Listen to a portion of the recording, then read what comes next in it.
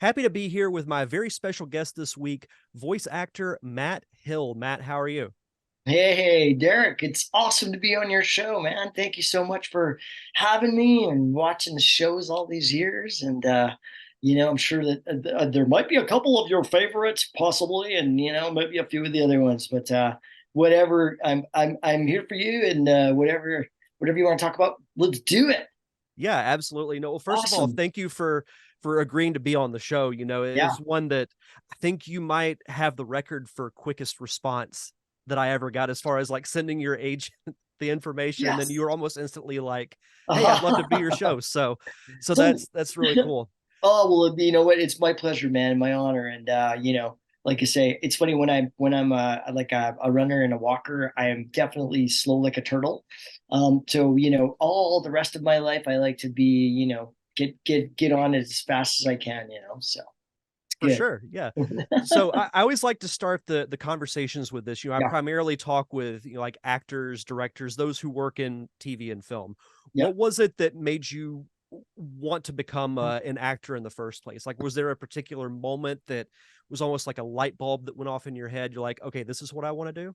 Oh, 100%. I mean, I'm of the generation growing up watching a show called The Partridge Family.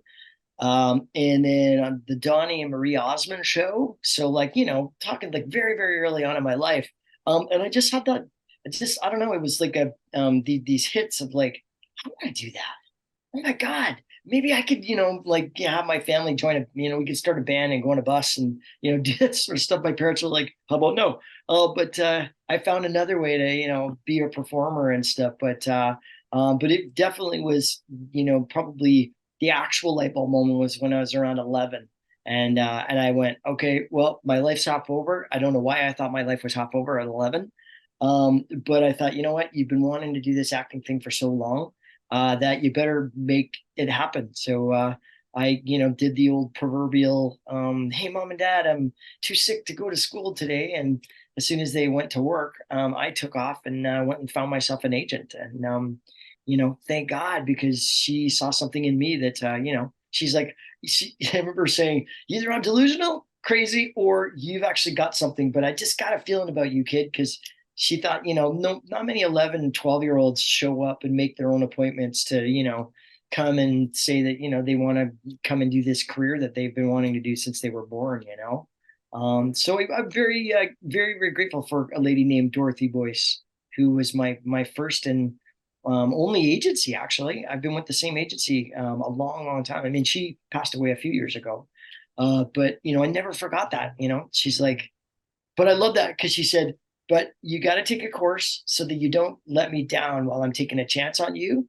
But if you do well, you could do really, really well. And so every time I get a new gig, I'm like, thank you, Dorothy Boyce. Thank you, thank you, thank you. Because, having that one pivotal person believe in me when I had like zero talent, just a ton of enthusiasm.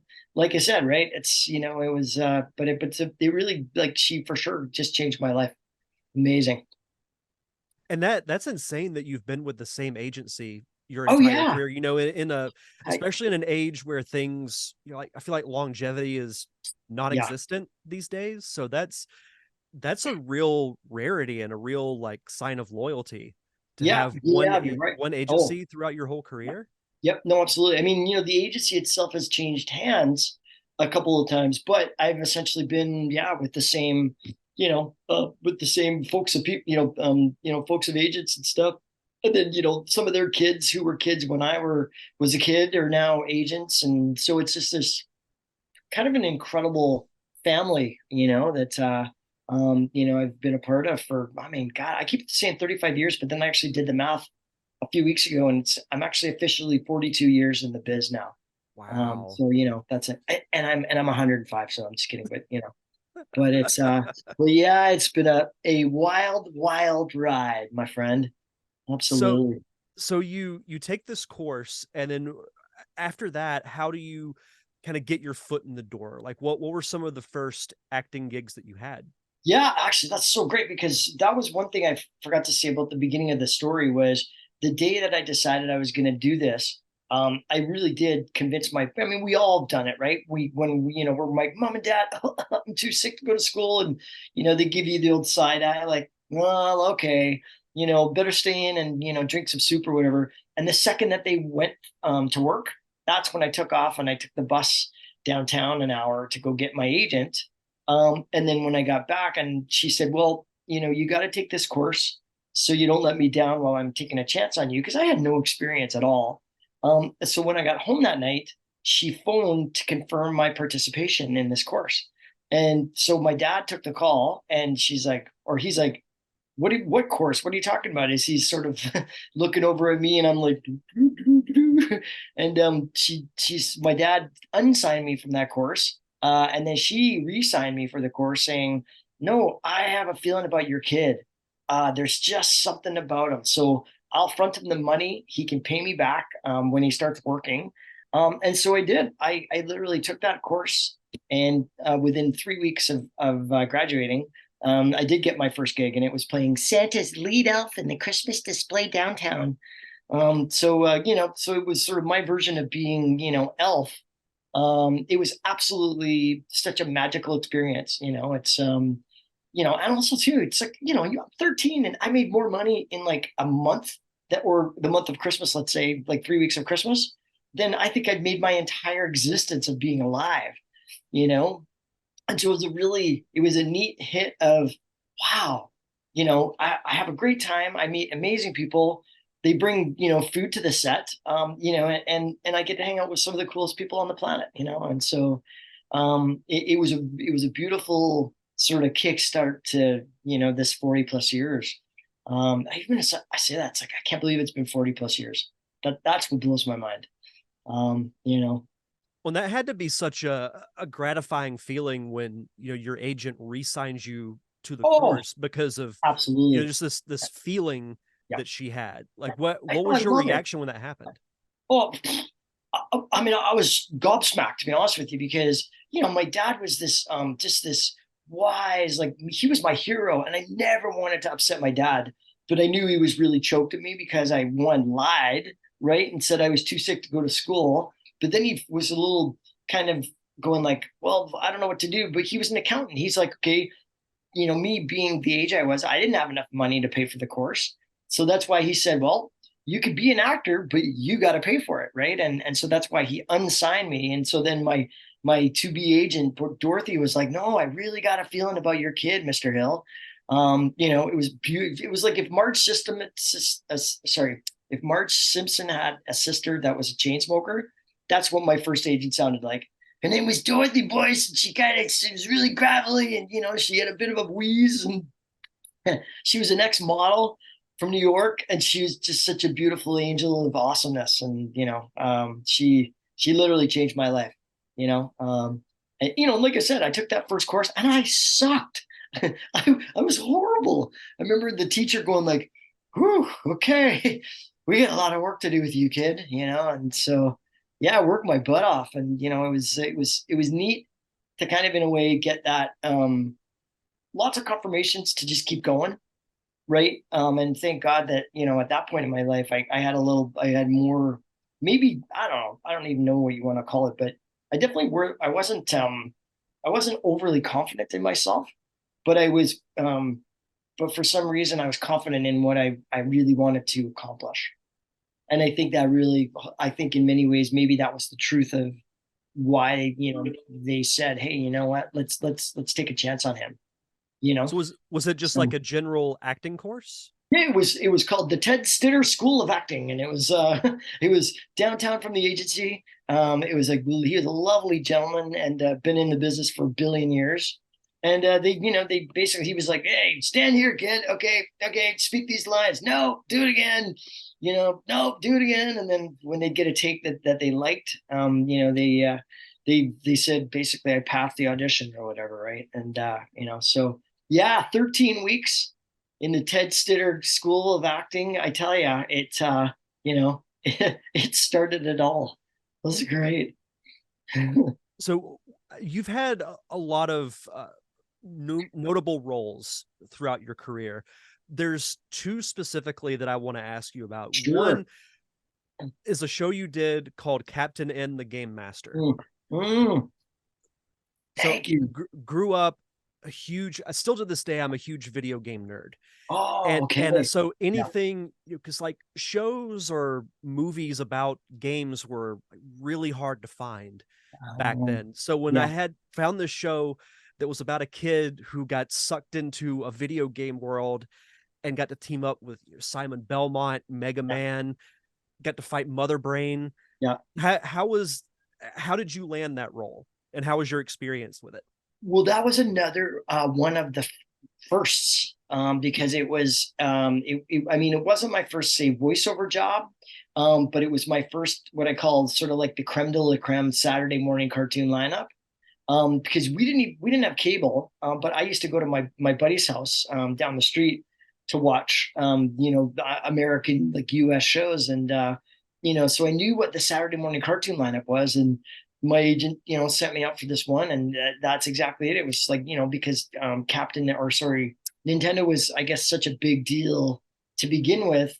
But I had no idea because I didn't play video games, right? So to get this part, all I knew was, again, as an actor, when I get a call from my agent saying you got the gig, here's for how many days you're going to be working. That's all I needed to know, and I just kept showing up and being absolutely blown away by the talent that was in the room with all my compatriots, right? Because I mean, I knew a few of them from doing a few voiceovers beforehand, but basically this was all of us, our first big foray into big American, especially Saturday morning, cartoons, right?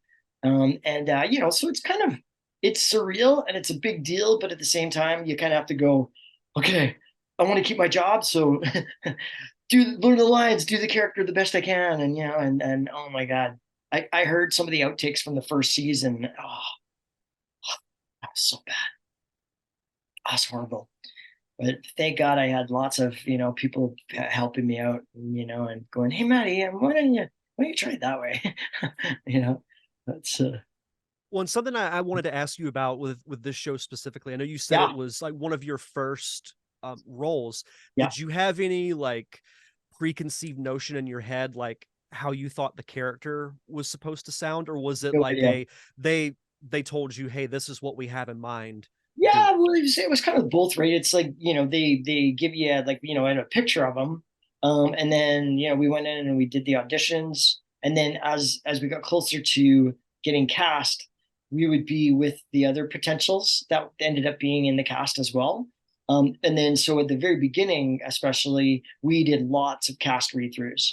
And so we practiced, I mean, not a ton, I say, but now we don't even do any read-through really. We just kind of like get there, get her done, and get out as fast as we can, because the producers always want to get it done as efficiently as possible. Back in the day, I think our first session, probably, I think the first episode took two 8-hour sessions, which is now it's a well-oiled machine of like 4 hours for one episode. Well, especially for like the principal cast.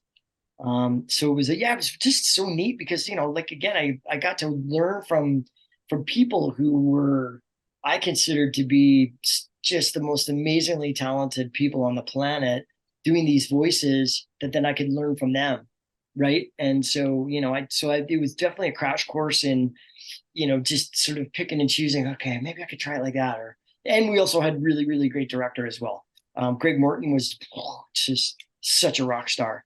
And so he also really took me under his wing because you can definitely tell when someone's really green, and I was really green. I mean, I think officially maybe I'd done 3 voiceover commercials prior to getting Captain N, right? So it was really being thrown into the deep end.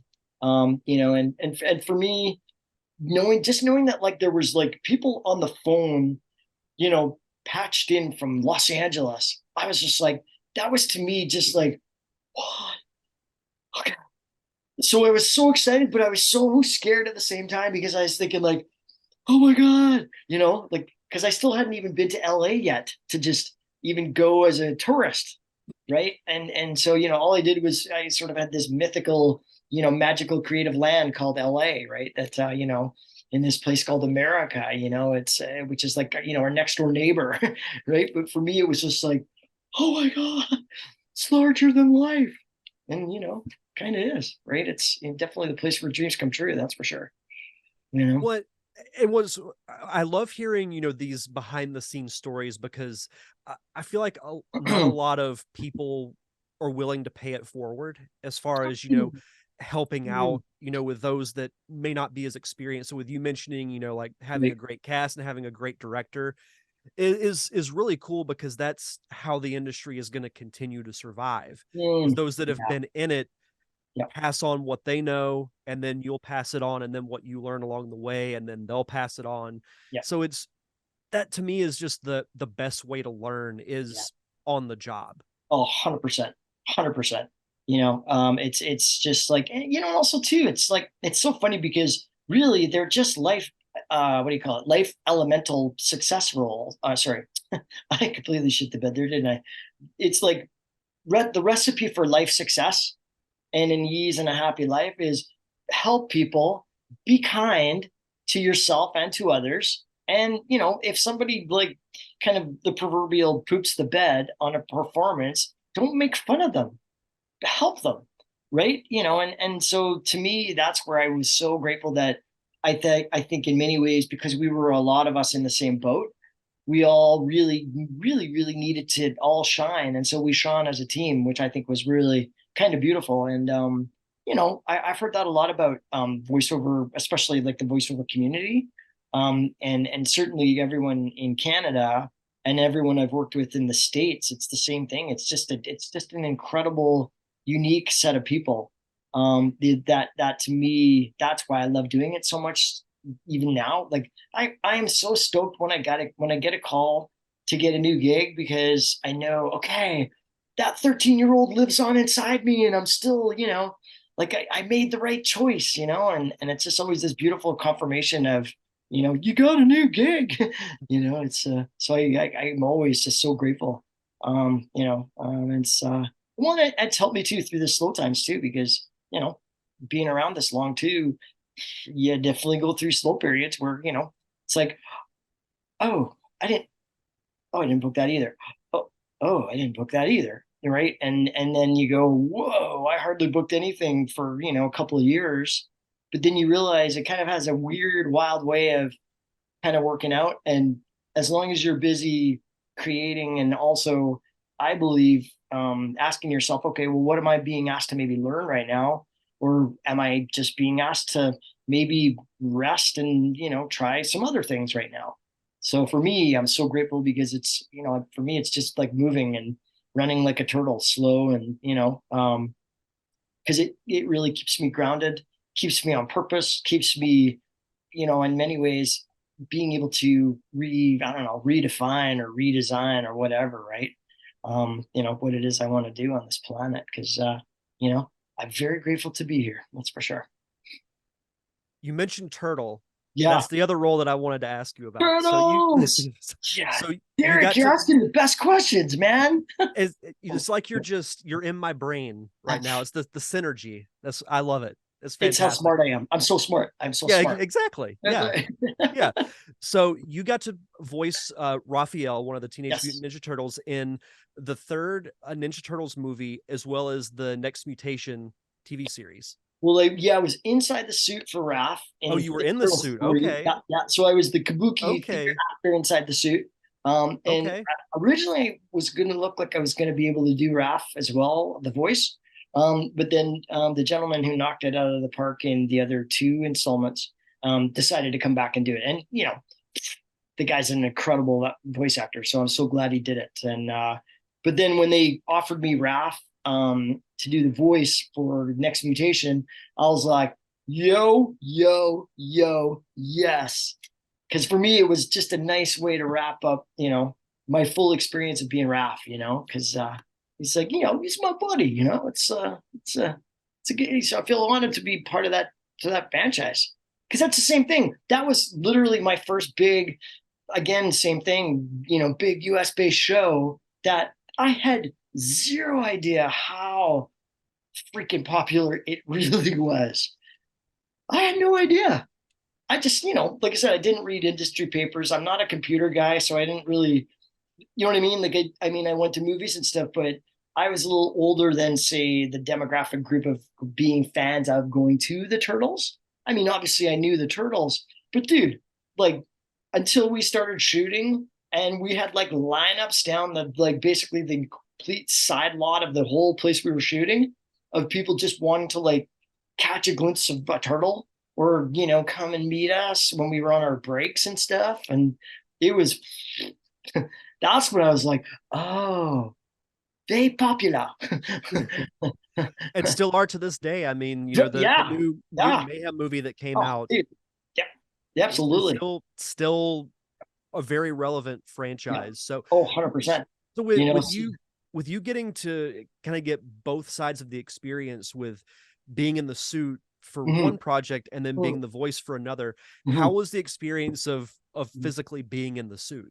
Oh, I loved it because for me, it's because I'm very physical in my own life because I love like that. I mean, I've done like hundreds and hundreds of marathons, and I've been part of a team of two that ran around North America, and then I just ran across Canada during COVID over the last couple of years. So I've always wanted. I always just feel the world being out in the world as far as I like. That's my best day kind of thing. So to be able to get RAF and then have to then train as a martial artist for I guess like 6 to 8 months, they put me together with one of the most kick-ass human beings on the planet. His name is Shishir, and he was Michelangelo's stunt turtle. So he no, sorry, he was Michelangelo's martial arts turtle, and he's like a 10th degree black belt in arnis. So like they put me together with him because he lived about maybe 15-minute drive away from me up in Vancouver when we got cast for the roles, and they just said, "Here, go." Kick the shit out of Maddie because he has no idea what he's about to step into. And he did. He trained me into shape. And I've never been kicked and punched and fallen into and, like kicked myself in the face by accident. When I picked up the size and started to think like I really knew how to do this, that was Providence going like, oh, Tata, you have so much to learn, knock myself out. No, it was crazy. But it was such a physically beautiful role that it really allowed me to, I guess, in many ways, go long for like the long haul of the day, as an example. It really helped me in my marathons because, it's the similar sort of thing where you got to go, okay, being a turtle, we would start getting dressed, right? Like we had our dressers. Then it would take about 2.5 to 3 hours to go from like just regular me to then being in full turtle gack. And then once we got inside the suit, we were basically blind, deaf, and dumb because they basically you could see like basically like nothing out of the eyes. So they would, I guess, after we hit a whole bunch of walls. In fact, like the first camera test that we ever did, it was really simple. We had our puppeteers in our heads, right, on the communication thing, and all we had to do was walk like 5 steps into the middle of the subway car, right, on the set, and then a high five and say "Cowabunga," and then walk off. That was our direction. And I'm telling my puppeteer Noel, who's Snuffleupagus from Sesame Street. Really? That's Yeah, yeah. cool. And Bear as well. Um, and I'm saying, Noel, I can't see anything. He's like, I know, I'll direct you. So he would literally, I would hear this just, like go forward like 2 steps, and then he'd be like, stop. Okay, turn left a little bit. Okay, stop. And then we'd sort of do it that way. Because the first camera test, we walked together. We basically all missed each other.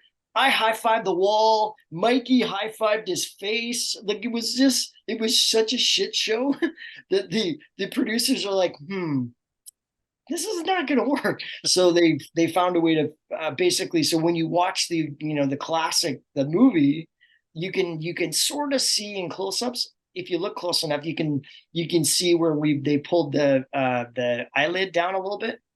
So that they literally you could. It's like if you had your eye closed and you looked out of one eye, you could sort of navigate to get around the set and stuff, right? So and it's amazing because your body gets really used to navigating basically being blind, you know. And I say deaf as well because the technology of the 90s, all the servos and everything were inside the turtle head. and then all this stuff on the backpack as well, right? And so all I would hear was crash, crash, and then I'd hear the eyes, and I'd sometimes hear Noel in my headset, stop, and then or I'd hit a wall or I'd fall off the horse or whatever, So it was good times. Well, and what's It great was is, awesome. despite all of that, because Mm-hmm. I've always found the behind the scenes of those movies to be just as Oh, fascinating as the movies themselves. they absolutely. they still hold up. Like, Yeah. that trilogy Yeah. is one of my favorite trilogies of Yeah. all time, because I agree. you mentioned the craze of Ninja Turtles. I was at the right age for that. I've still got all my Yeah. Turtles Yeah. toys that I You're collected a good man, Derek. from all three of the movies, from the cartoon, all of it. Like, if it was Turtles, I had to have my hands on it. Yeah. So Yeah. that's so fascinating to hear.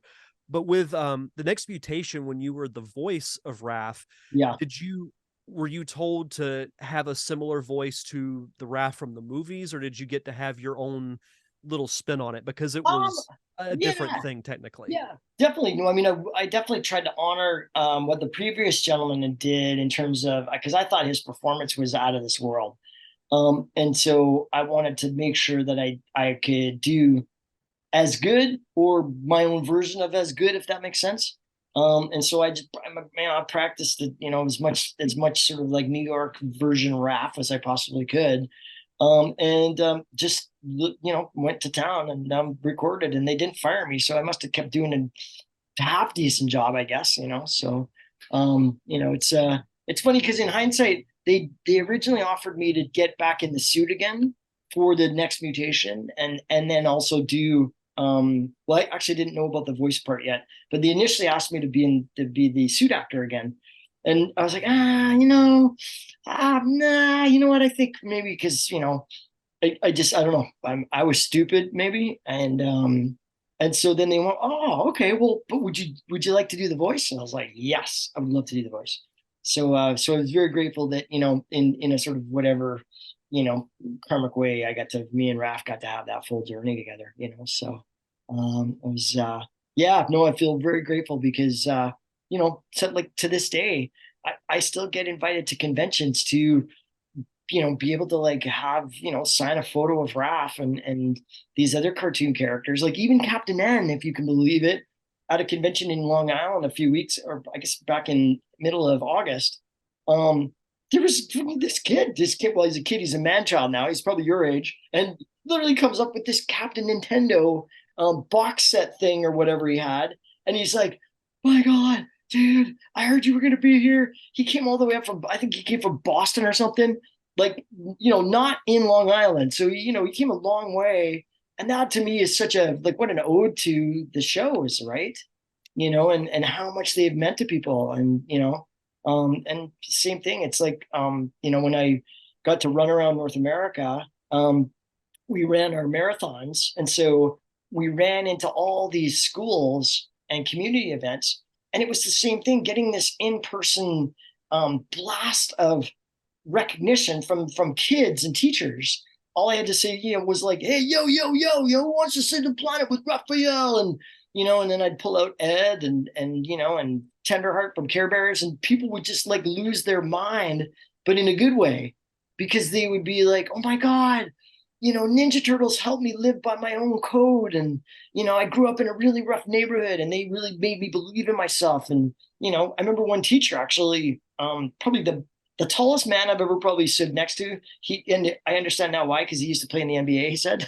and But he said the Ninja Turtles affected his life in such a positive way, because I remember this because he was actually tearing up, and he said, seriously, thank you for what you chose to do. And I was thanking him, and he said, no, I thank you, because my dad was not a nice man. We lived in a really, like, basically the projects, and watching Ninja Turtles, he said, helped me live by my own code. And he said it actually was the early catalyst of him not joining a gang, but instead becoming a teacher. Wow. Yeah, I mean, goosebumps again. For it's Yeah. just, and he's thanking me. and I'm like, so we just, we had this, very short me and very tall him, moment of just authenticity that, I mean, to me, I go, oh, wow. It's like, I don't take it lightly, because, like I realized these two franchises in particular, and I mean, a few of them, but really, Ninja Turtles and Ed and Eddie, and Captain N, because it started it all, but really has been the catalyst, I think, in many ways, the roles of my life that I had no idea they were going to be the roles of my life. Well, Because they, yeah, sorry, go ahead. oh no, I was going to say what's great is, in addition to all these roles, and you've mentioned, going to different conventions, Yeah. you've also done some speaking as well. Like I watched a TED talk that you did. Ah, I want to say it was back in 2016 about like the thank you. hero mentality, the hero mindset. Yes. And there's so much negativity that's going on in the world, with what we see on the news or on social media. Yeah, I really love that you're trying to spread a positive message. thank you. Like I Yeah. I really really enjoyed it. Awesome. Thank you, Derek. Yeah, it's like I say, it's my honor because I feel like my choice at 13 to be an actor has, and then also, what I call it's just like a turtle planet runner, has helped me sort of, it's helped me define my own path. It's helped me stay on my path when my life got rough as well. And I mean, I had a sister that passed away when I was 21. And it just some things that really could have really rocked my world as well, just like all of us have had to face in our lives, right? And so, running and living by my own code, and then being able to know that the choice that I made at 13 continues to confirm by getting new gigs, but then at the same time, then being now celebrated for those roles, to be invited to meet people again like that is just like, to me, this is, I mean, I always keep saying it's like, I want to live to be 104 so that like they basically got to kick me out of the arena, just like, all right, you gotta go now. I'll be like, oh, okay, I got one more. Who wants to hear it? So it's so I'm gonna stick around as long as they all have me, So Fantastic. yeah, yeah. Fantastic. As we start to wrap up here, I did want to ask you, do you have a website or social Oh yeah, media that you'd like to plug so the viewers and sure. listeners can follow you? Yeah, that'd be great. But my website is so Matt Hill, so Matt dash so comma Hill .com is my website, and then basically all the other stuff's on there as well. Run for One Planet's on there. I guess, and in many ways, I always say to the people that I get to talk to, say in this forum, and then Kids Live and all the events that I do, I really just say, like, believe in your dream as well. And as we all know, we all came here to be superheroes in our life, right? And so, know that that hero lives inside you always, and don't forget to tell yourself that, right? Because, it's an honor to meet you and, be able to, I'm in my 55th year. That's what blows my mind. I'm like, what? How does that happen? And, to me, that's just like, wow, and so that's why I say, I'm going to stick around as long as they'll have me. Absolutely. Well, Matt, thank you so much for taking the time to have this chat with me. It's been an Thank honor. you, brother. Absolutely. It's an honor to meet you as well, Derek, for sure. Thank you, man.